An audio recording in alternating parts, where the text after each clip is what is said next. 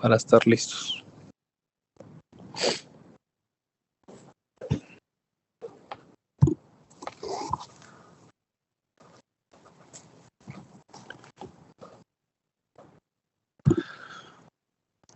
Ok, ¿sí me escuchan?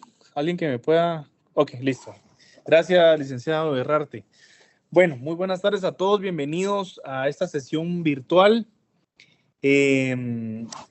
No sé si recuerdan que en la clase anterior les comenté que tenía previsto dentro del programa del curso tener algunos invitados especiales con respecto a, para que podamos tener una perspectiva diferente sobre el rol de los organismos de Estado, porque comentábamos que es muy distinto leer la teoría, leer la ley sobre cuáles son las funciones que les compete a cada uno de estos organismos, pero para hacer un poco más dinámica, más interesante la clase, pues yo tengo interés en que podamos tener la visita de expresidentes primordialmente de los organismos de Estado.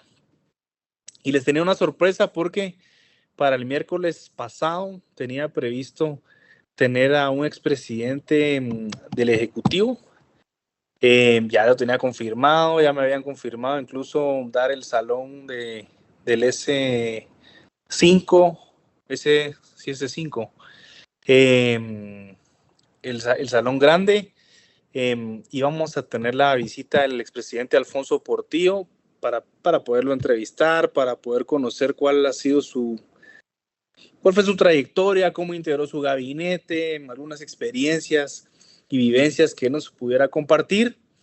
Pero como fue el tema de los bloqueos a nivel nacional, eso nos complicó muchísimo. Y pues yo también le extendí una invitación para que tuviéramos una reunión virtual, pero me comenta que prefiere que sea presencial. La verdad que para nosotros creo que sería mucho mejor.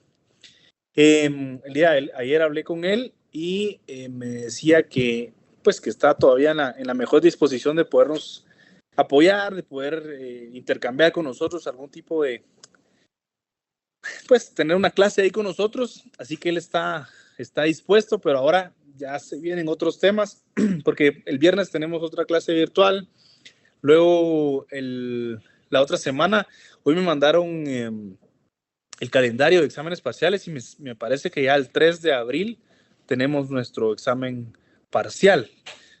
Que alguien tiene una información diferente, por favor me corrige, pero entiendo que ya sería la próxima semana, previo a salir de descanso, porque viene la declaratoria de huelga, viene Semana Santa y eso pues va a alargar muchísimo el tiempo que vamos a estar desconectados. Pero lo que tengo previsto es que cuando retomemos la presencialidad, en la primera clase y en la primera oportunidad que tengamos, que podamos retomar la invitación para el expresidente y que podamos compartir ahí con él un momento ahí agradable. Entiendo como cualquier otro exfuncionario que puede tener sus luces, sus sombras, es parte del ejercicio, pero lo importante es rescatar lo bueno y ver, sacarle provecho de esa experiencia y ver qué nos puede contar. Así que espero que nos podamos ver pronto de forma presencial y que podamos tener esta oportunidad. También he tenido contacto con otro expresidente del Congreso de la República, que es Roberto Alejos, está por confirmarme. También quiero que llegue con nosotros a conversar y así nos vamos a ir. De la misma forma, espero tenerla con el organismo judicial. Y lo ideal es que nosotros tengamos algunas preguntas que plantearle y que podamos interactuar y tener una experiencia totalmente diferente a lo que hemos tenido en otras clases. Habiendo dicho eso, entiendo también que hay personas que aún están pendientes. La licenciada Valeria Godínez había levantado la mano. Licenciado, disculpe, yo quería saber si usted tiene alguna información si la otra semana habrán clases. Perdón, no le escuché porque no tenía el volumen de mi computadora activado. Disculpe, licenciado. Buenas tardes, yo solamente quería saber si usted tiene alguna información respecto a si la otra semana habrán clases. Pues miren, de hecho también es parte de lo que tengo que consultar. Les comentaba que hoy me mandaron el calendario. Déjenme chequearlo de una vez. Aquí lo tengo en la mano. Si me dan un segundo lo vemos.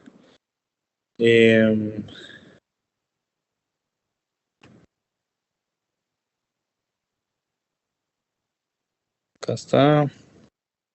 Dice segundo examen parcial del séptimo y sección K, 3 de abril a las 17:30 horas en el salón 102. 3 de abril, estamos hablando que es el próximo jueves. Entonces, entiendo que ese día es la declaratoria de huelga, si no estoy mal. ¿Alguien que me corrija ahí? Es este viernes, licenciado. Ah, este viernes es. Ajá. Ok. Entonces, miren, déjenme confirmar. De cualquier forma, pues sostenemos comunicación a través de la app de Padlet. Yo les hago saber, pero hasta la información que yo tengo hasta el día de hoy es que el próximo jueves es el examen parcial. De cualquier manera, estamos en comunicación. Alguien que tenga una información diferente también lo puede publicar en el Padlet y vamos averiguando, o me envía un correo y pues la idea es que nos pongamos de acuerdo. Habiendo dicho esto, te entiendo también que hay gente que está pendiente de primer examen parcial extemporáneo, precisamente porque no nos hemos logrado ver en persona, sino solo hemos tenido clases virtuales. Así que en la primera oportunidad que tengamos, para quienes enviaron su correo y tienen una excusa válida y una justificación y respaldo válido, pues vamos a reponer el tema del examen. Así que de eso no tengan ninguna duda. Hoy vamos a continuar viendo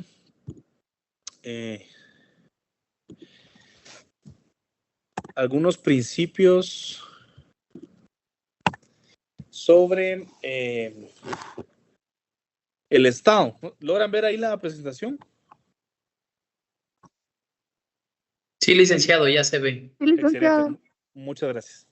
Bueno, entonces les decía que vamos a seguir viendo algunos elementos, algunas figuras del Estado, pero principalmente del Estado de Derecho. Hemos estado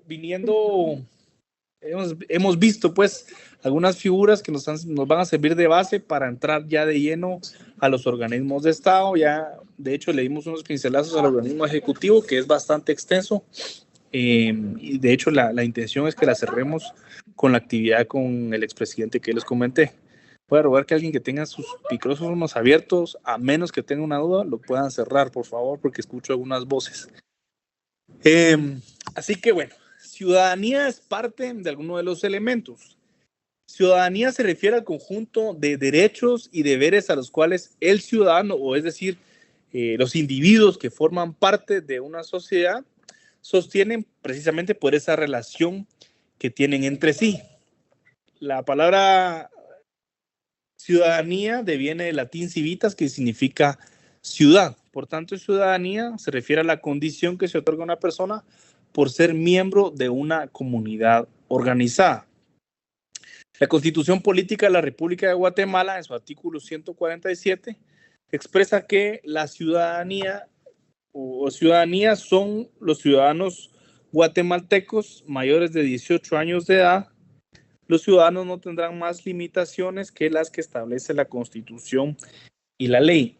Me está notificando ahora el Padlet de alguien que empezó a marcar su asistencia. Hágame favor de colocar su asistencia, pero voy a consignar la fecha del día de hoy y sobre ese post, por favor, la colocan. No vayan a colocarlo en una publicación nueva. Ya se los publiqué. Voy a dar un minuto ahí para que se puedan empezar a marcar.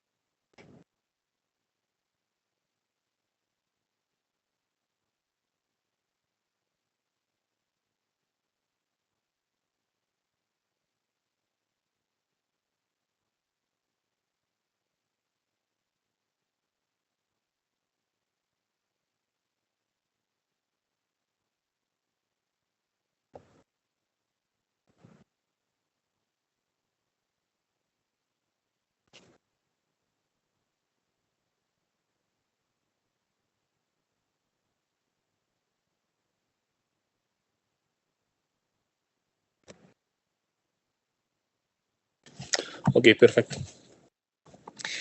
Ahora, soberanía. Se ha mencionado mucho o se ha escuchado hablar muchísimo sobre este aspecto o esta figura. La soberanía se refiere a la autoridad más elevada en la cual reside el poder político de un país y público de un pueblo, una nación o un estado sobre su territorio y sus habitantes. Es también la independencia de cualquier estado para crear sus leyes, el ejercicio de la función pública, la independencia de su jurisdicción y controlar sus recursos sin la coerción de otros estados.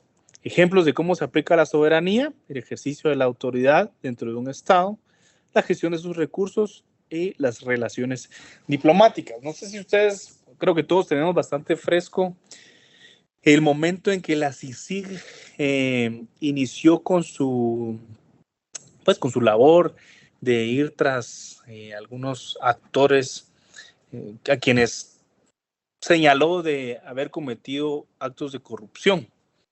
Y pues ustedes saben, cuando uno entra a redes sociales, especialmente a X, en ese momento aún era Twitter, se abría un debate, una discusión bastante fuerte sobre la soberanía que se estaba violentando, porque se había tergiversado el objeto de esa institución, de la CICIG, de la Comisión Internacional contra la Impunidad en Guatemala.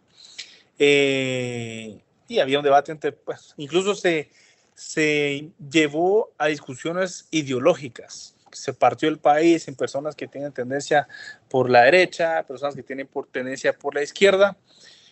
Al final es la lucha normal del poder. Lo cierto es que se decía que este era un instrumento que estaba utilizando Naciones Unidas, personas con financiamiento, que podían financiar altas cantidades de dinero, como George Soros, por ejemplo.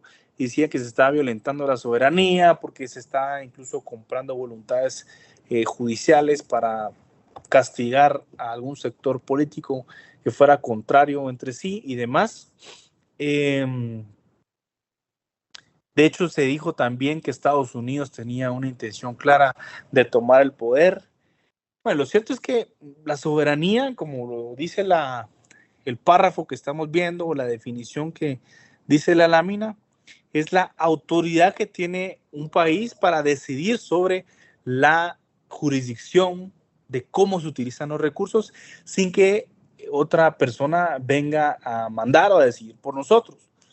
De hecho, estaba el embajador de Estados Unidos, quien tomó un papel bastante activo en señalar pues estos actos de corrupción y manifestar su total respaldo a la Comisión Internacional contra la Impunidad en Guatemala. Si recuerdan, también se intentó rechazar o expulsar más bien al comisionado en ese tiempo, Iván Velázquez, a través del expresidente Jimmy Morales, y entró en debate incluso la Corte de Constitucionalidad, emitiendo algunos pronunciamientos en los que también hubo señalamientos en cuanto a que se estaba extralimitando en las funciones que estaba desarrollando. Lo cierto es que la soberanía quiere decir que ningún otro país, ningún otro funcionario extranjero puede inmiscuirse en las decisiones que a nosotros nos competen, principalmente en los aspectos diplomáticos. Hay reglas bastante comunes dentro del derecho internacional y la relación diplomática para pues evitar que se tomen acciones que vayan más allá de las funciones diplomáticas, que no tengan pronunciamientos que puedan ser lesivos en cuanto a una relación entre sí. Ahora, para hablar de soberanía hay varias connotaciones o tipos de soberanía. Primero se encuentra la soberanía popular, y esta se refiere a la autoridad ejercida por el pueblo o conjunto de ciudadanos que hacen vida en un territorio determinado. Y esta, ¿cómo es que ejerce? A través del voto o sufragio universal, cual se refiere al mecanismo popular, ya que la ciudadanía no puede tomar decisiones o elegir a su representante propio. Es decir, tenemos que acudir a una forma democrática en la que todos hagamos valer nuestra decisión, principalmente para elegir a las autoridades durante el periodo que establece la Constitución. Recuerdan que pues también el año antepasado, en el 2022, se inició con todo este tema de los bloqueos, que ya se volvió pues una forma de presionar por parte del pueblo a quienes se encuentran en el poder, porque hubo un movimiento a través del cual se intentaron deslegitimar las votaciones anteriores, porque bueno, se inició un movimiento donde decían que era fraude, que a través del sistema de conteo de votos digital habían desvirtuado la forma en que se había electo al presidente actual, que ahora es el presidente Bernardo Arévalo. Pero lo cierto es que las autoridades debían respetar la voluntad popular, le guste o no, sea afín o no, últimamente pues debemos regirnos por lo que establece la Constitución, sin mirar a quién favorece o a quién desfavorece una elección popular. Pero lo cierto es que debía atenderse, escucharse la voluntad y la voz del pueblo. Por otro lado, se encuentra la soberanía nacional, es la autoridad que ejerce una nación ante los ciudadanos que la conforman y ante otras naciones. Luego está la soberanía interna o política, es la capacidad que tiene un Estado para ejercer la autoridad delegada dentro de su territorio, según lo establece la Constitución, sus leyes y sus instituciones formales. El artículo 141 de la Constitución Política de la República de Guatemala señala en dónde radica la soberanía de Guatemala, por lo que indica la soberanía radica en el pueblo, quien la delega para su ejercicio en los organismos legislativo, ejecutivo y judicial. La subordinación de los mismos es prohibida. Entonces aquí es muy básico, señalando que la soberanía política en Guatemala radica en el pueblo, es decir, el pueblo es el que tiene la última decisión. Este es un principio básico democrático y delega esa soberanía en los tres organismos de Estado, bajo el entendido que el organismo legislativo tiene la función, por supuesto, de crear, modificar, reformar o derogar normas, pero también aspectos bastante importantes como la fiscalización sobre el uso de los recursos, pero también sobre el cumplimiento de las funciones para los cuales los funcionarios han sido electos.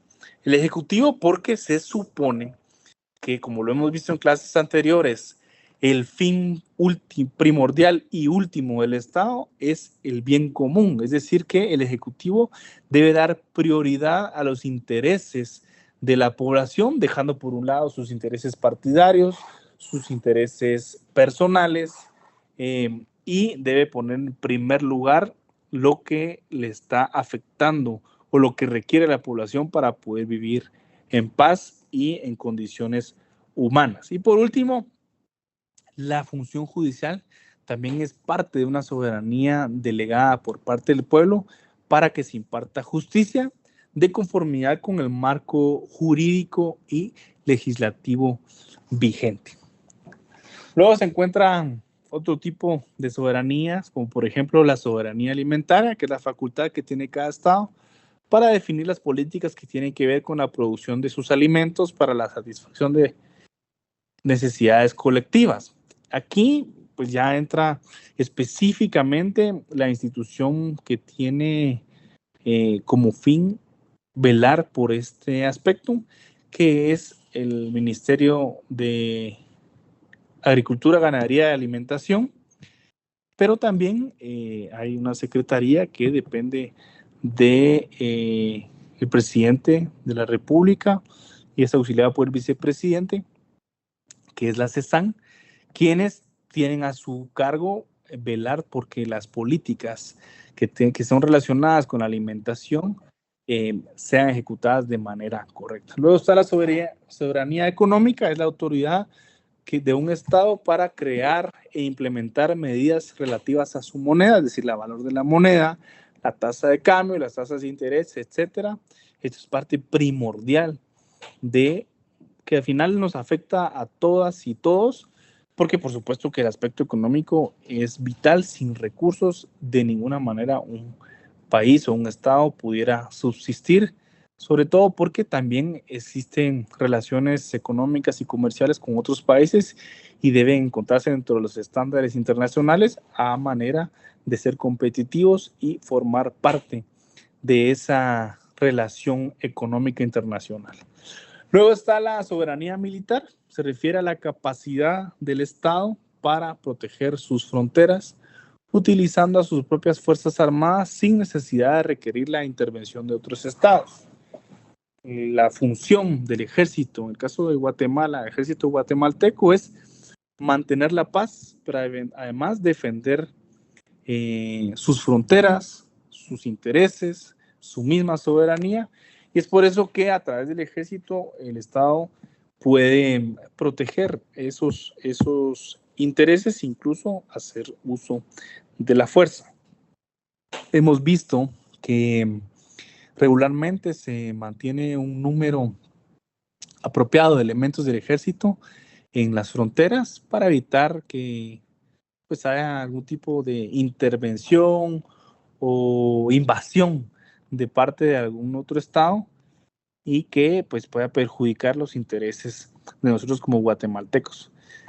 Posteriormente está la soberanía externa, que es la que un estado ejerce en el ámbito internacional con otros estados, se expresa a través de la diplomacia y los tratados internacionales y sus límites están regulados por el derecho internacional y ante todo el respeto recíproco entre los estados. Es decir, hay una soberanía que se ejerce en cuanto a cuando surgen algún tipo de tratados y el Guatemala tiene la facultad de poderse adherir, por ejemplo, a estos, o bien de inhibirse o abstenerse, poder formar parte de estos tratados o acuerdos internacionales, y tiene esa facultad de hacerlo a través de la soberanía, porque las decisiones que competen a los intereses de nosotros como país son exclusivas de este Estado a lo interno. Luego encontramos el concepto de nación. Este concepto se refiere al conjunto de personas que se identifican con un territorio, un idioma, raza y costumbres, constituyendo generalmente un pueblo o un país. Una nación se caracteriza por la identidad cultural, social, histórica y política de un pueblo.